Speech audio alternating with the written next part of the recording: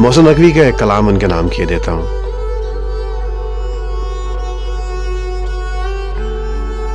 मैं जब भी तर्क ताल्लुक की बात करता था,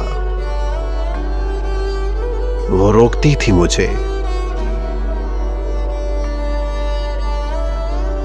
मैं जब भी तर्क ताल्लुक की बात करता था, वो रोकती थी मुझे, खल पे टाल रखती थी।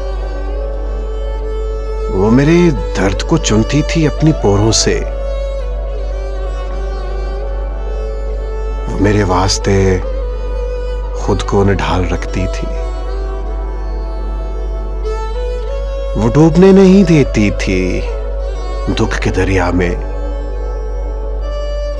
मेरे वजूद की नाव छाल रखती थी। मैं जब भी तर्क ताल्लुक की बात करता था, वो रोकती थी मुझे, कल पे टाल देती।